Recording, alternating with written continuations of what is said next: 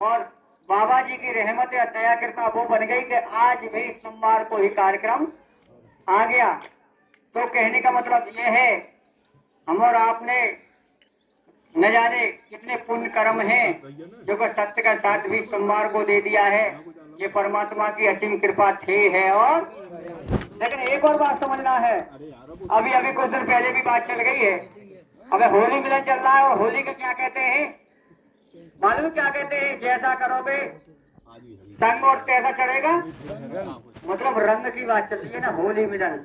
और होली पर रंग का होता ही है, मतलब जैसा संग तैसा रंग। तो आपने ये भी सुना होगा कि कुछ लोग पीछे ये कहा था कि शराब पीने वालों से कहा जा भैया शराब छोड़ दो कि लत पड़ गई है ये बात। लेकिन वो लत छोड़ो।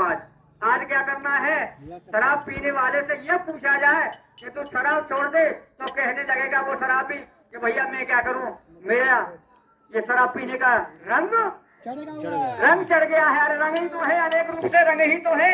शराब पीने वाले से कहा जाए शराब छोड़ दे, वो कहेगा मेरा शराब का नशा या रंग चढ़ गया है, रंग ही तो है।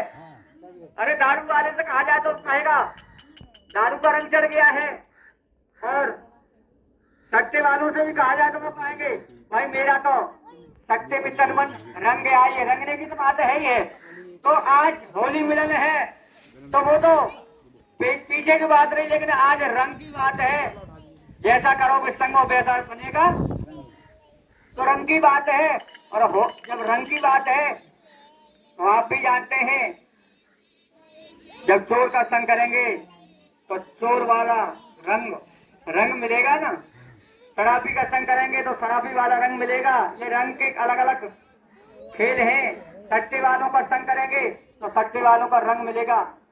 क्योंकि हम नहीं कह रहे जैसा करोगे संग और वैसा चढ़ेगा। तो बाबा जी बात आ रही है रंग की।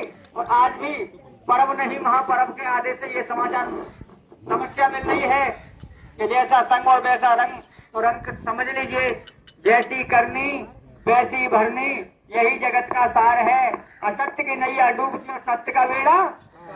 तो एक दिन कुछ हमारा और आपका जीवन मरण का जो यश चल रहा है, उसमें बाबा जी एक कहानी बन गई।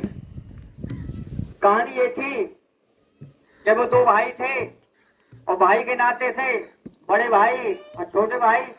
लेकिन छोटे भाई थोड़ा विचार भाव से अपनी जगह पर सत्य कर्म करता था, मानवता वाले उसके कर्म थे, अच्छी जगह पे था। लेकिन बड़ा भाई छल कपटी था, तो उसने उसका जो भी हिस्सा या धन जो हिस्सा में पड़ता था उसे हड़प कर लिया। समय आया बाबा जी तो वे दोनों भाई का स्वर्गवास हो गया। कहने का मतलब जैसी करनी वैसी भरनी, यही जगह। अरे जो करोगे तो भरोगे। अब समय आया तो कोई पतिव्रता स्त्री नहीं होगी बाबा जी। अब इनका तो दोनों भाइयों का स्वर्गवास होगा। तो एक भाई का जन्म मिला तो वो बैल का जन्म मिल गया, और दूसरा भाई मालिक बन गया। बाबा जी एक भाई का जन्म किसका, जिसने धन मारा था वो तो बैल बन गया, और जिस भाई का जो साधारण मानव था वो मानव योनि में ही मिला, मतलब उसका भाई बन गया। अब कोई पतिव्रता, क्योंकि जो भी कार्य होता है वो पतिव्रता के नाते से होता है। क्योंकि जहाँ रंग की बात है और संग की बात है, तो वो पतिव्रता स्त्री किसी गांव से कोई मानवता के देश विदा करके ले जा रहा होगा बाबा जी। तो वो किसान, उसका भाई उस बैल को मार रहा था, लेकिन बैल चलने के लिए तैयार नहीं था। लेकिन वो देवी तुलात्मा परमात्मा से मिली होगी, जैसा करोगे संग तैसा चलेगा। तो वो जा रही थी अपने बैठ करके डोली में, लेकिन उसके आत्मा अंदर से भावना आ गई कि ये कितना पीट रहा है, ला इसको समझा दूं। तो कहने लगी अपने पतिदेव से कि थोड़ी देर रुको, मैं अभी आती हूँ। 100 नंबर बार उतरी और जा करके उसके कान में कह दिया कि भाई जैसी करनी वैसी भरनी है। तूने इसका खूब धन मारा है, खूब हड़प किया है, अब मौका है, अब चले, अब ठोक ठोक के तो देना ही पड़ेगा। तो बाकी दिमाग में आ गई। और हम और आप जानते हैं, कोई परिवार में गांव में परेशान हो जाता है तो जाके कोई कर्म होंगे, बात तो वही है, कर्म होंगे, उन्हें भाई देना तो पड़ेगा। बैल महाराज ने इतनी सुनी, चलने लगे।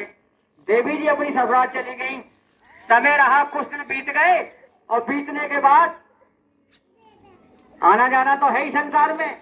वो लौट के आ रही थी, लेकिन बाबा जी वही किसान और वही देवी और वही बैल फिर किसी खेत में चलते हुए मिल गए।